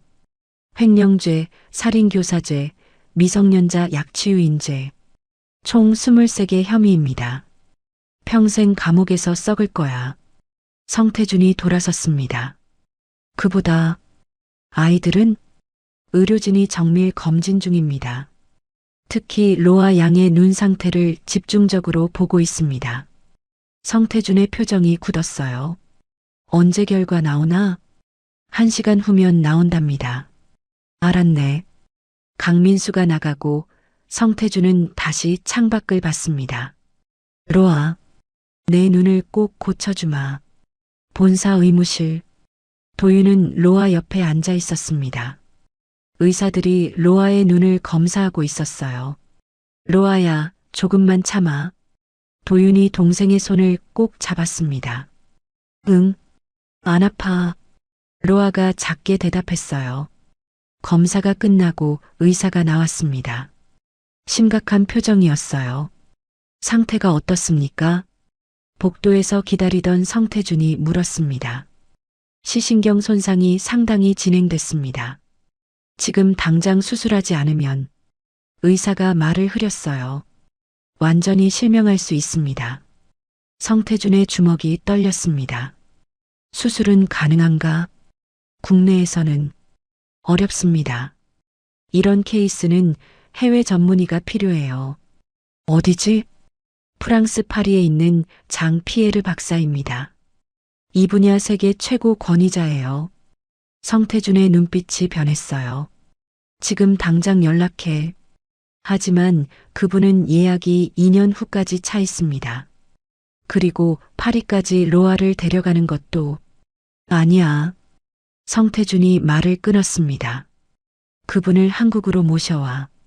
네, 내 전용기를 보내겠네. 오늘 밤에 파리로 출발해서 내일 아침에 모셔와. 의사의 눈이 커졌어요. 회장님, 그건 비용이 엄청날 텐데요. 상관없어. 성태준의 목소리는 단호했습니다. 내 손녀야. 돈은 문제가 안 돼. 알겠습니다. 의사가 급히 나갔어요. 성태준은 의무실 문을 열었습니다. 도윤이 로아를 안고 있었어요. 할아버지. 도윤이 조심스럽게 불렀습니다. 그래. 성태준이 다가갔어요. 로아. 괜찮겠죠? 도윤의 목소리가 떨렸습니다. 물론이지. 성태준이 도윤의 머리를 쓰다듬었어요. 할아버지가 세계 최고 의사를 모셔올 거야. 정말요? 그래. 로아는 꼭 다시 볼 수 있어. 성태준의 목소리에는 확신이 담겨 있었습니다. 로아가 손을 뻗었어요. 할아버지. 손. 성태준이 로아의 작은 손을 잡았습니다. 할아버지 심장 소리. 따뜻해요. 로아가 웃었어요. 그 미소에 성태준의 눈시울이 붉어졌습니다. 로아야. 할아버지가 늦어서 정말 미안하구나. 아니에요. 할아버지 왔잖아요. 로아의 목소리는 천사 같았어요. 3일 후 성진 리빙 본사 특별수술실. 세계적인 앙과 권위자 장 피에르 박사가 도착했습니다. 프랑스에서 직접 날아온 것이었어요. 미스터 성, 환자를 보여주시죠. 박사가 로아를 진찰했습니다. 한참을 본 후 고개를 끄덕였어요. 수술 가능합니다. 하지만 매우 정밀한 수술이라 시간이 걸릴 겁니다. 얼마나? 8시간 정도요. 위험하진 않습니까? 성태준의 목소리가 떨렸어요. 제가 하면 성공률 95%입니다. 박사가 자신있게 말했습니다. 나머지 5%는? 그건 신의 영역이죠. 성태주는 로아를 봤습니다. 작은 얼굴로 용감하게 웃고 있는 손녀였어요. 로아야. 네, 할아버지. 무섭지 않니? 아니요. 할아버지가 있잖아요. 로아가 할아버지 손을 꼭 잡았습니다. 그리고 오빠도 있고요. 옆에서 도윤이 동생 손을 잡았어요. 로아야, 수술 끝나면 오빠 얼굴 볼 수 있어. 응. 오빠 잘생겼어? 당연하지. 도윤이 웃었지만 눈가에는 눈물이 맺혀 있었어요. 그럼 시작하겠습니다. 박사가 수술실로 들어갔습니다. 로아도 침대에 실려 들어갔어요. 로아야. 도윤이 외쳤습니다. 오빠 기다릴게. 응. 곧 나올게. 로아가 손을 흔들었어요. 수술실 문이 닫혔습니다. 수술 중 표시등이 켜졌어요. 성태준과 도윤, 그리고 임정희 할머니가 복도에 앉았습니다. 긴 기다림이 시작됐어요.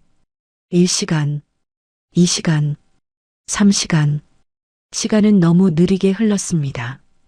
도윤은 계속 수술실 문만 바라봤어요. 오빠, 누군가 불렀습니다. 돌아보니 할머니였어요. 임정희가 도윤을 안아줬습니다. 괜찮아. 로아는 강한 아이야. 할머니, 넌 정말 훌륭한 오빠야. 동생을 지키려고 얼마나 애썼니? 임정희의 목소리가 떨렸어요. 미안해. 할머니가 너희를 진작 찾았어야 했는데. 아니에요. 도윤이 고개를 저었습니다. 이제 찾았잖아요. 할아버지도 할머니도. 그래. 맞아. 임정희가 도윤을 더 꼭 안았습니다. 6시간이 지났습니다. 성태주는 창밖을 보고 있었어요. 해가 지고 있었죠. 민준아. 그가 속으로 중얼거렸습니다. 내 딸. 할아버지가 꼭 지켜줄게. 7시간, 8시간. 드디어 수술실 불이 꺼졌습니다. 문이 열렸어요. 장피에르 박사가 나왔습니다. 마스크를 벗으며 웃고 있었어요. 성공했습니다. 그 한마디에 모두가 안도의 한숨을 쉬었습니다. 정말요? 도윤이 벌떡 일어났어요. 네. 완벽했습니다. 2주 후면 붕대를 풀 수 있어요. 그럼 로아가 볼 수 있어요? 물론이죠. 이 세상 모든 것을 볼 수 있을 겁니다. 박사가 도윤의 머리를 쓰다듬었어요. 성태주는 그 자리에 주저앉았습니다. 긴장이 풀리면서 힘이 빠졌어요. 고맙습니다. 정말 고맙습니다. 72세 재벌 회장이 의사에게 고개를 숙였습니다. 제 일입니다. 박사가 미소 지었어요. 잠시 후 로아가 침대에 실려 나왔습니다. 눈에는 하얀 붕대가 감겨 있었어요. 로아야. 도윤이 달려갔습니다. 오빠.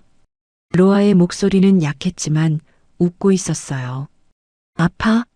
아니. 괜찮아. 2주만 기다려. 그럼 오빠 얼굴 볼 수 있어. 응. 기대돼. 로아가 오빠 손을 꼭 잡았습니다. 성태준이 다가왔어요. 로아의 다른 손을 잡았죠. 로아야. 할아버지. 잘 참았어. 우리 손녀 정말 용감하구나. 할아버지. 2주 후에 할아버지 얼굴도 볼 수 있죠? 그럼. 할아버지 얼굴 보면 깜짝 놀랄걸? 왜요? 너무 잘생겨서. 성태준이 농담했어요. 로아가 깔깔 웃었습니다. 그 웃음소리가 복도에 울렸어요. 7년 만에 찾은 손주. 그 손주가 이제 세상을 볼 수 있게 됐습니다. 성태준은 하늘을 올려다봤어요. 민준아. 봤니? 내 딸이 웃고 있어. 이제 다 괜찮을 거야. 눈물이 흘러내렸습니다. 하지만 이번엔 슬픔의 눈물이 아니었어요. 기쁨의 눈물이었습니다. 창밖으로 별들이 빛나기 시작했어요. 새로운 시작을 알리는 것처럼요. 2주 후 성진 리빙 본사 회장실. 창밖으로 봄 햇살이 따뜻하게 비치고 있었습니다. 성태주는 책상 위에 놓인 작은 나무 조각품을 보고 있었어요. 도윤이 만든 할미새였죠. 회장님, 강민수가 들어왔습니다. 준비 다 됐습니다. 그래. 성태준이 일어났어요. 오늘은 로아가 붕대를 푸는 날이었습니다. 특별 진료실. 로아가 의자에 앉아 있었어요. 도윤이 옆에서 동생 손을 꼭 잡고 있었죠. 로아야, 떨려? 응, 조금. 로아의 목소리가 떨렸습니다. 괜찮아.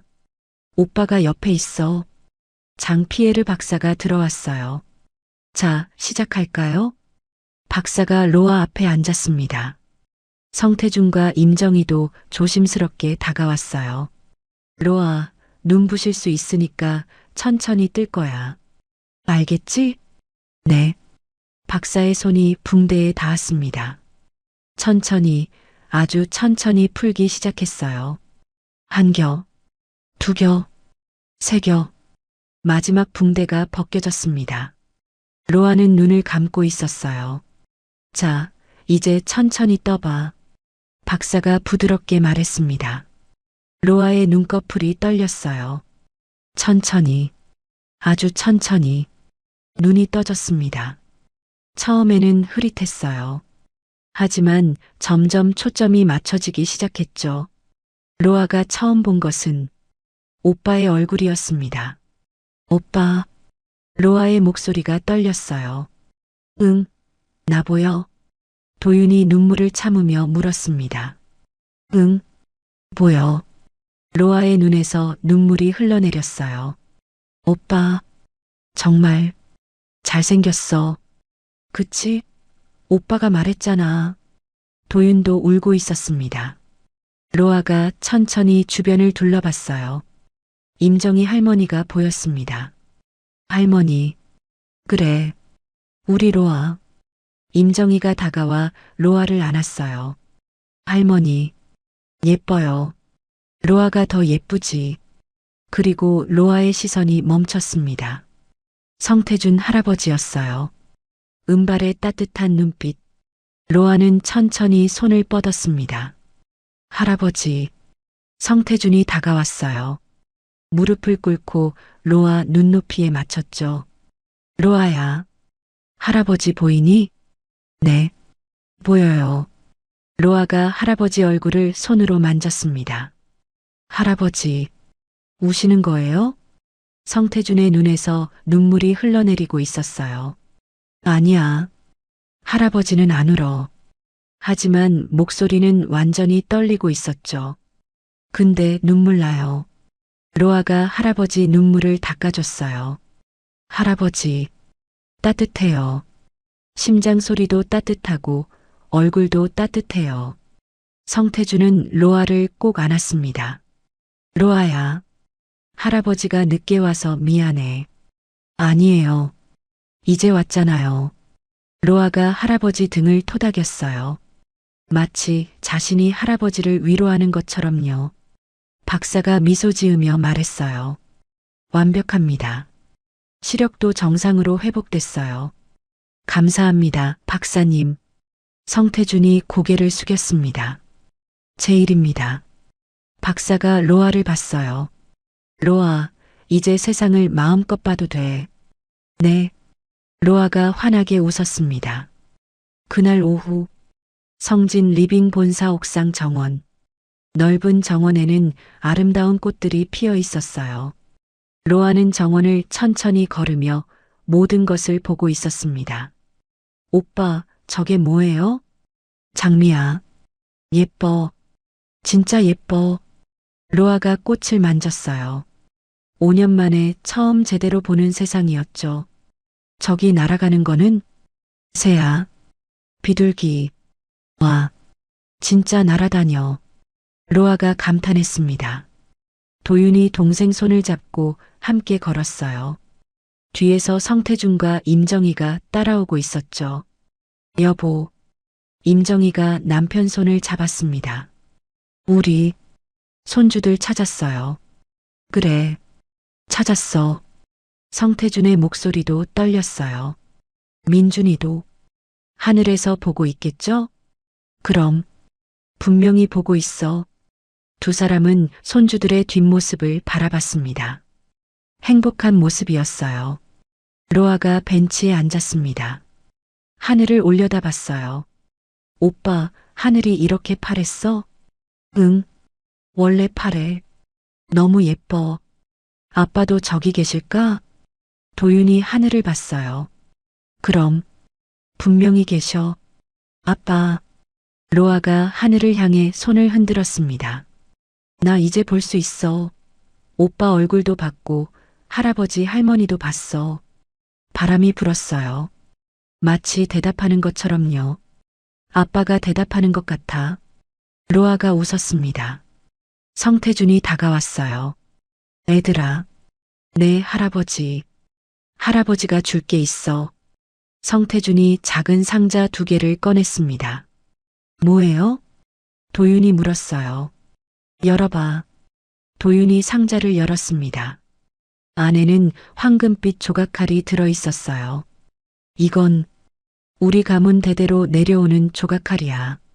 할아버지가 내 아빠한테 줬던 거지. 성태준의 목소리가 떨렸습니다. 이제 내가 가져야 해. 저한테요? 그래. 넌 아빠의 재능을 물려받았어. 할아버지가 어제 내가 만든 걸 봤거든.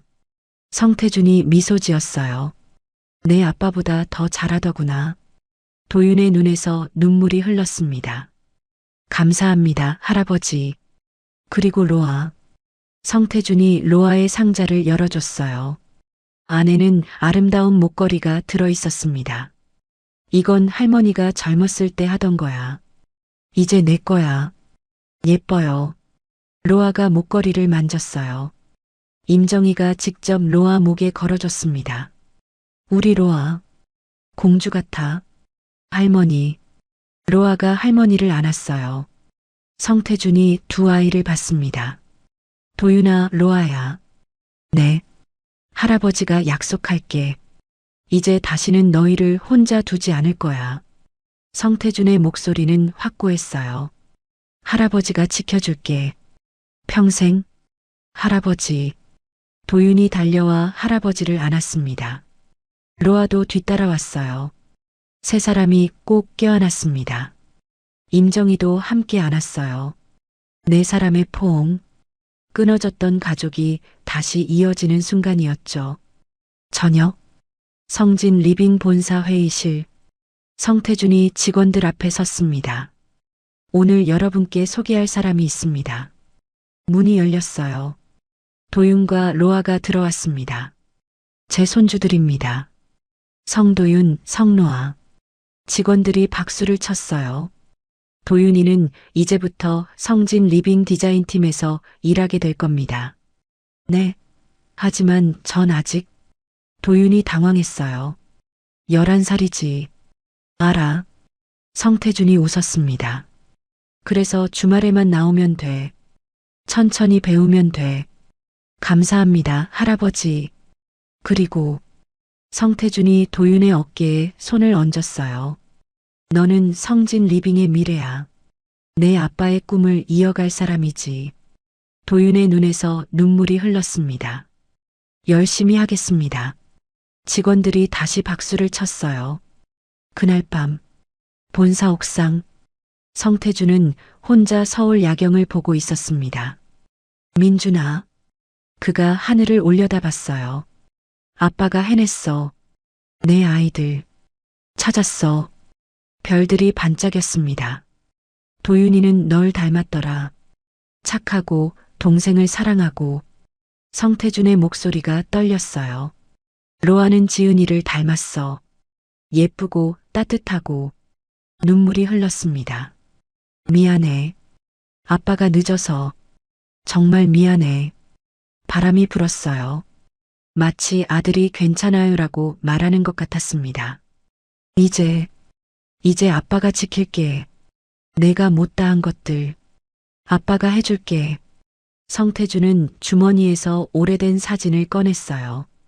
아들 민준과 며느리 지은이가 함께 찍은 사진이었죠. 지은아, 너도 미안해. 내 결백을 믿지 못해서. 그가 사진을 가슴에 안았습니다. 하지만 이제 내 아이들은 행복할 거야. 약속해. 뒤에서 발소리가 들렸어요. 할아버지, 로아와 도윤이 달려왔습니다. 왜 안 자니? 할아버지 찾았어요. 로아가 할아버지 손을 잡았어요. 같이 있고 싶어요.